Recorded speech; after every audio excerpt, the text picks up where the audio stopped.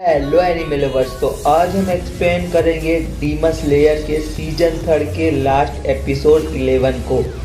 Tanjiro को हटेंगू का असली रूप भी मिल जाता है, लेकिन हटेंगू फिर से भागने लगता है और तांजीरो उसका पीछा करता है।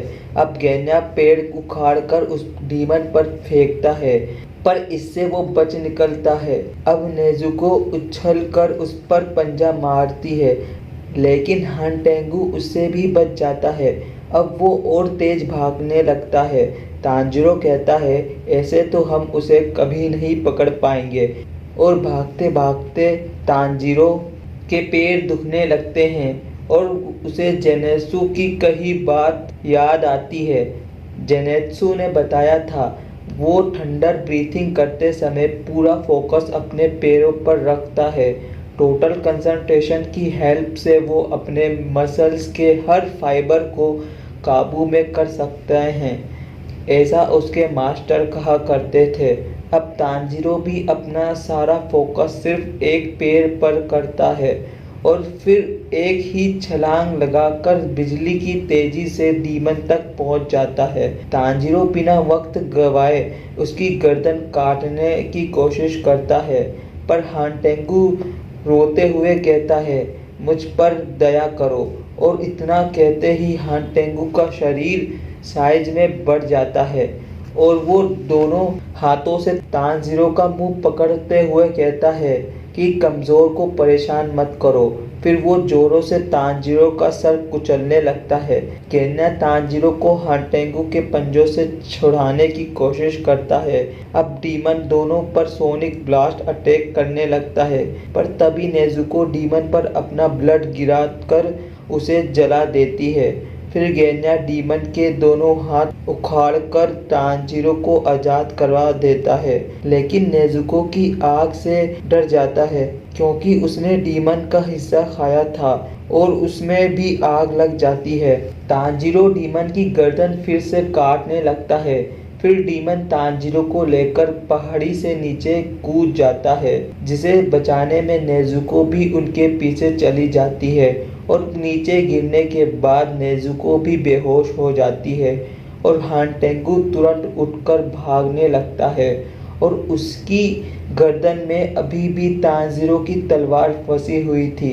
हटेंगू ने काफ़ी ज़्यादा पावर यूज़ कर ली थी, इसलिए वो खुद को हील नहीं कर पा रहा था और उसे अपनी पावर बढ़ाने के लिए इंसानों को खाना होगा और उसे अपने पास इंसानों की स्मेल आने लगती है। वहीं तांजीरो, जो बीच में ही एक टहनी पर फंसा हुआ था, हटेंगू पर चिल्लाता है, मैं तुम्हें भागने नहीं दूंगा और हेल तक तुम्हारा पीछा करूंगा। हटेंगू तेज भागने लगता है और सोचता है कि वो एक बार इंसान खा ले, फिर आराम से इस बच्चे को मार देगा। तभी उसे कुछ गांव वाले दिख जाते हैं और हटेंगू उनकी तरफ जाने लगता है। ये कुछ सोदमिट थे जो कुछ तलवारों को लेकर यहाँ छुपे थे। डीमन उनका पीछा करते हुए सोचता है कि उनमें एक डीमन लड़की थी, उसने नाक में दम कर दिया था। फिर तांजीरो नीचे आकर नेजुको को देखता है और वो अब तक बेहोश थी। वो फिर से वही टेक्निक यूज करने लगता है जिससे वो तुरंत डीमन तक पहुंच जाए, पर तभी कोई उसका नाम पुकारने लगता है और फिर उसके सामने एक तलवार आकर गिरती है। ये वही तलवार थी जिसे हागेनेजुका पॉलिश कर रहा था और ये तलवार मिचिरो ने फेंकी थी और वो चिल्लाकर तांजीरो से कहता है कि इसे इस्तेमाल करो। वही हागेनेजुका इसके लिए मना करता है क्योंकि उस तलवार में बहुत काम बाकी है। मिचिरो कहता है, सुबह होने वाली है, वो डीमन भाग जाएगा। इस पर हागेनेजुका उस पर एक मुक्का मार देता है और तभी मिचिरो बेहोश हो जाता है। कोतेत्सु को लगता है कि हागेनेजुका ने मिचिरो को मार दिया, पर कानामोरी बताता है शायद ये पॉइजन के वजह से बेहोश हो गया है।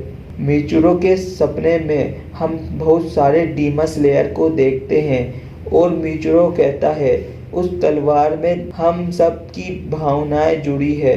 तांजीरो मिचिरो को थैंक्स बोलकर उस तलवार को उठा लेता है और सन ब्रीथिंग यूज करता है और उसके सर पर डीमन स्लेयर मार्क भी आ जाता है। फिर तांजीरो एक झटके में हानटेंगू तक पहुंचकर मक्खन की तरह उसकी गर्दन काट देता है। तांजीरो अब खुश हो जाता है कि उसने मेन बॉडी की गर्दन काट दी। तभी सूरज की किरण निकलना शुरू हो जाती है। इसे देखकर तांजीरो डर जाता है क्योंकि ये लोग खुले मैदान में थे और अगर नेजुको पर सूरज की रोशनी पड़ी तो वो जलकर राख हो जाएगी। तांजीरो नेजुको से कहने की कोशिश करता है कि वो कहीं जाकर छुप जाए, लेकिन थकान के कारण उसके मुंह से एक शब्द भी नहीं निकलता और तांजीरो को इस हालत में देख नेजुको को चिंता होने लगती है और वो उल्टा उसी की तरफ आने लगती है। तांजीरो उसे भाग जाने के लिए कहता है क्योंकि रोशनी में वो जलकर मर जाएगी, पर नेजुको उसके पास आ जाती है और उसे पीछे इशारा करती है। हानटेंगू की बॉडी अभी भी भाग रही थी और वो गांव वालों के पीछे पड़ा था। फिर तांजीरो उसके कटे हुए सर को देखता है जिसकी जीभ पर नाराजगी लिखा हुआ था, जबकि मेन बॉडी की जीभ पर फियर लिखा होना चाहिए था। यानी कि जिसका गला तांजीरो ने काटा है वो असली डीमन नहीं था। तांजीरो फिर से डीमन के पीछे जाने लगता है, लेकिन सूरज की किरण पड़ते ही नेजुको का चेहरा और बाकी शरीर जलने लगता है। ये सीन बहुत दर्द देने वाला था। इस सीन में तो मेरे आंसू ही आ गए थे। खैर, तांजीरो नेजुको से कहता है कि वो अपने शरीर को छोटा कर ले। नेजुको ऐसा करती है, लेकिन फिर भी उसे दर्द हो रहा था। एक तरफ नेजुको थी और दूसरी तरफ वो डीमन जो जलने से पहले उन गांव वालों को मार डालेगा। जिगेन्या पहाड़ी के ऊपर था और मिचिरो बेहोश। तांजीरो की मदद के लिए यहाँ कोई भी नहीं था और वो समझ नहीं पाता कि वो नेजुको को बचाए या गांव वालों को, और तांजीरो कोई फैसला नहीं कर पा रहा था। तो नेजुको तांजीरो को लात मारकर खुद से दूर कर देती है। वो चाहती थी कि तांजीरो उन लोगों को बचाए, चाहे इसमें वो खुद ही क्यों न मारी जाए। तांजीरो को वो दिन याद आता है जिस दिन वो डीमन बनी थी और उसे बाकी सारे पल भी याद आते हैं, लेकिन अब वो नेजुको को हमेशा के लिए खो देगा। नेजुको की बॉडी जलती रहती है और वो अपनी आंखें बंद कर लेती है, जो देखकर तांजीरो के आंसू निकल आते हैं और इसी के साथ मेरे भी आंसू निकल आते हैं। खैर, तांजीरो फिर डीमन की तरफ भागने लगता है।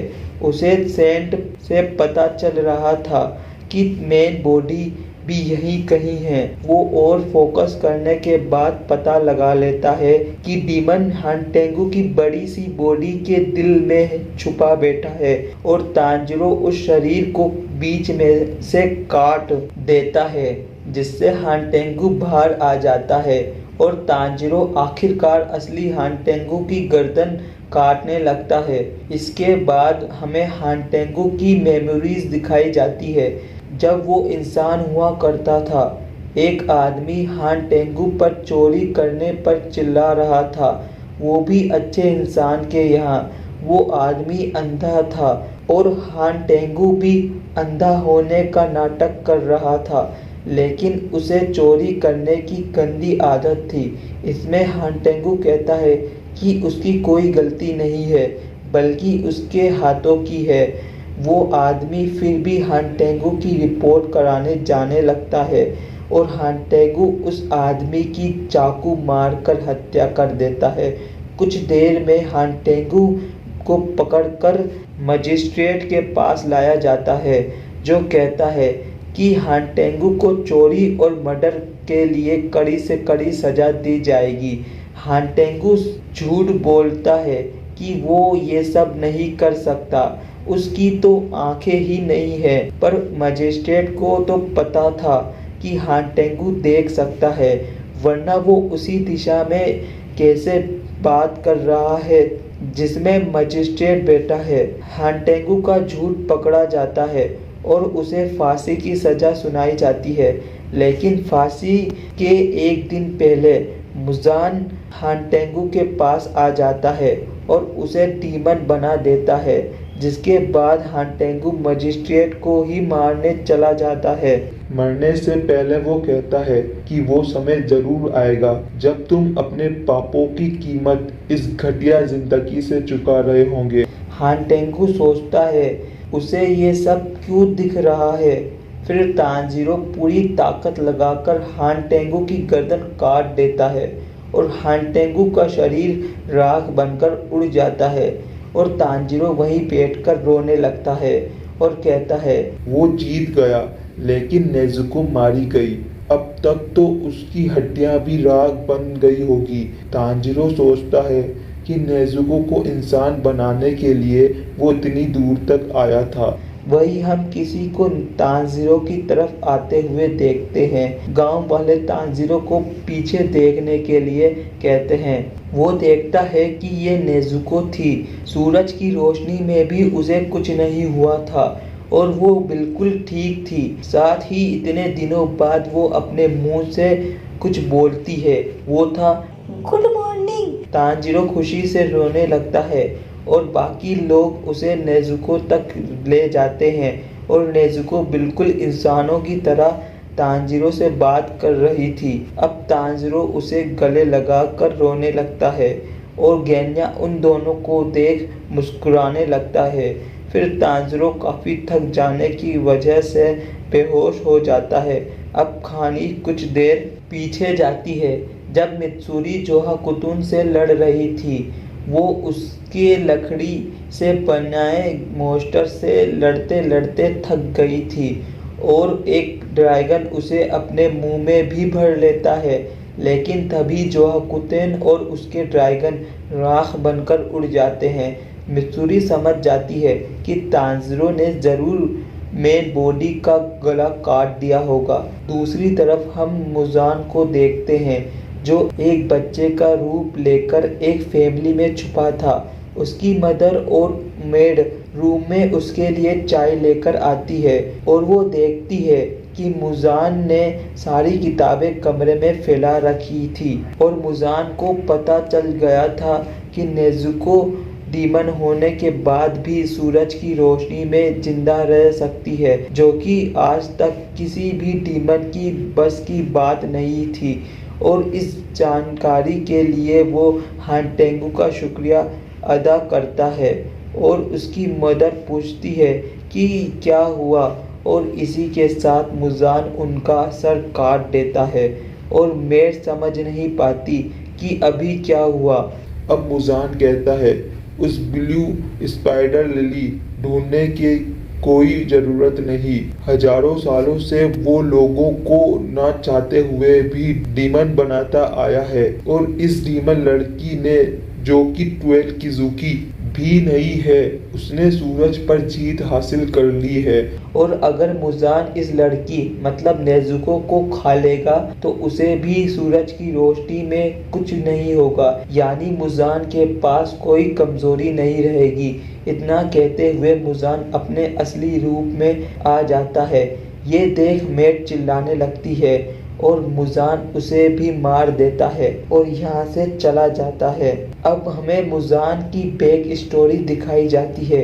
ये सब शुरू हुआ था करीब 1000 साल पहले, जब मुजान एक इंसान हुआ करता था। उसका डॉक्टर उसके लिए नई दवाई लेकर आया था। मुजान को किसी तरह की बीमारी थी जिससे उसकी उम्र 20 साल होते ही उसकी मौत हो जाएगी और ये डॉक्टर नई नई दवाइयाँ मुजान के लिए लाया करता था ताकि उसको ज़्यादा समय तक जिंदा रख सके। लेकिन मुजान को ये डॉक्टर और उसकी दवाई फालतू लगती थी। एक दिन मुजान एक तलवार लेकर उस डॉक्टर के सर में मार देता है क्योंकि वो जानता था कि उसकी बीमारी ठीक नहीं होगी। फिर उसे पता चलता है कि डॉक्टर की दवाई काम कर गई और उस दवाई ने मुजान को ना सिर्फ ठीक कर दिया बल्कि उसे बहुत ज़्यादा ताकत भी मिल गई। लेकिन उस दिन के बाद से मुजान धूप में नहीं जा सकता था। उसे महसूस होता था कि वो धूप में निकला तो उसकी मौत हो जाएगी। धीरे धीरे मुजान की भूख बढ़ने लगी और उसने इंसानों को खाना शुरू कर दिया। जिन लोगों ने मुजान को रोकने की कोशिश की, मुजान ने उन्हें भी मार डाला। मुजान अब अमर हो चुका था, लेकिन दिन में बाहर न जा पाना काफी शर्म की बात थी, जिससे मुजान को गुस्सा आता था। मुजान को ऐसा शरीर चाहिए था जो सूरज को सहन कर सके।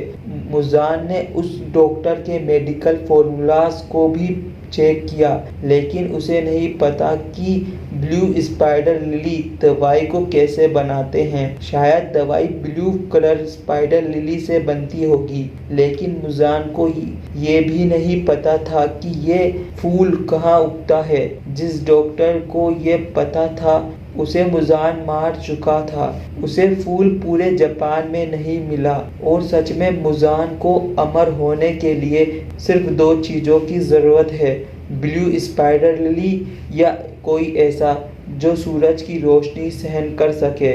लेकिन अब उसकी तलाश पूरी हुई। नेज़ुको धूप में जिंदा रह सकती है। अब उसे सिर्फ नेज़ुको को पकड़ना है और वो भी सूरज पर जीत हासिल कर लेगा और बिल्कुल परफेक्ट बन जाएगा।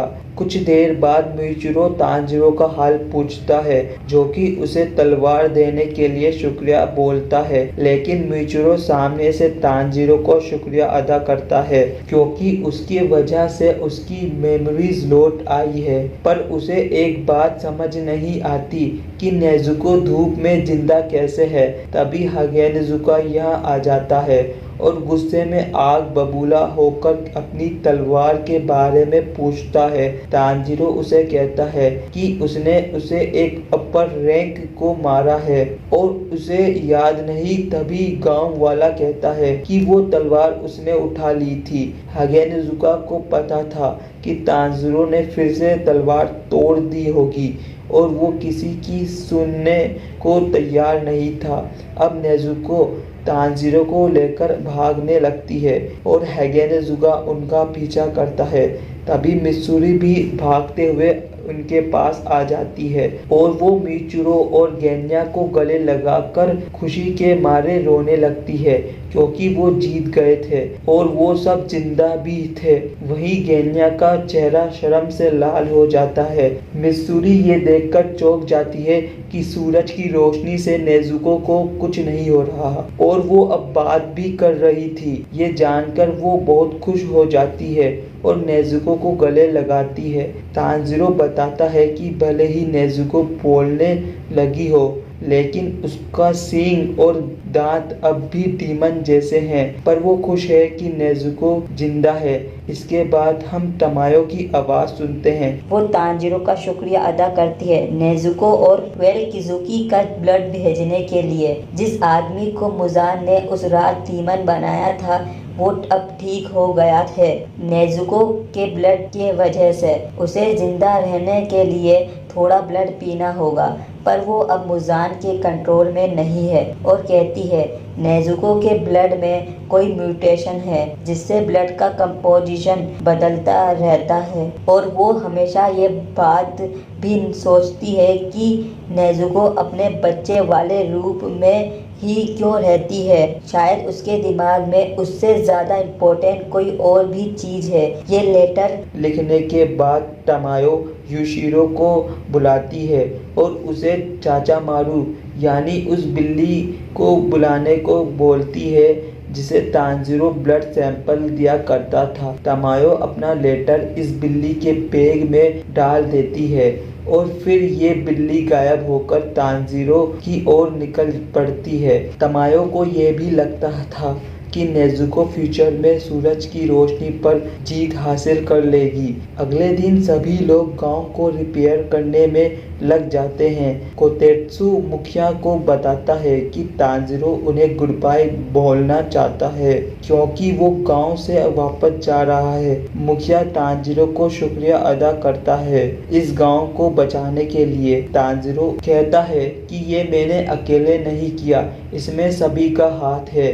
वही नेज़ुको अपने बॉक्स के अंदर सो रही थी। मुखिया देखता है कि हगेनजुका छुप छुप कर इन्हें देख रहा था।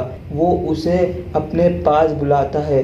हगेनजुका अब भी तांजीरो से नाराज था उसकी तलवार यूज करने के लिए। तांजीरो उसे थैंक यू बोलता है, जो सुनकर हगेनजुका कहता है कि वो तलवार को पूरी तरह से पॉलिश करके बटरफ्लाई मेंशन भेज देगा, जो सुन तांजीरो खुश हो जाता है। इसके बाद तांजीरो को काकोशी के हवाले कर दिया जाता है, जो बताती है कि ये वैसे ही वापस जाएंगे जैसे यहाँ आए थे। वो तांजीरो की आंख पर पट्टी और नाक में प्लग डाल देती है और तांजीरो को लेकर जाने लगती है, लेकिन कुछ दूर जाते ही वो तांजीरो की पट्टी हटा देती है क्योंकि पूरा गांव तांजीरो को थैंक यू और गुड बाय बोलने आया था। अब काकोशी ऐसे ही तांजीरो को ले जाने लगती है जब तक वो विलेज से बाहर न चले जाएं। और इसी के साथ ये एपिसोड और season 3 Saud mid village arc खत्म हो जाता है। बाकी सीजन 4 की भी अनाउंसमेंट हो गई है, देखने को मिलेगा और मेरे हिसाब से अगले साल सीजन 4 आ जाना चाहिए। तो मिलते हैं अगली वीडियो में। Thanks for watching.